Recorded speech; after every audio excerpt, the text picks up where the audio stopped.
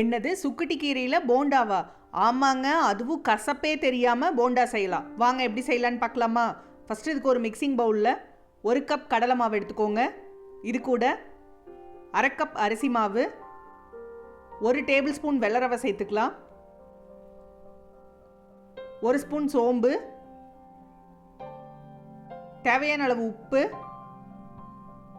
காரத்துக்கு தகுந்த மாதிரி மிளகாத்தூள் சேர்த்துக்கலாம், 1/2 ஸ்பூன் மஞ்சத்தூள். நம்ம சுக்குட்டி கீரையை நல்லா அலசி இந்த மாதிரி பொடியாக கட் பண்ணி உள்ளே சேர்த்துக்கலாம்.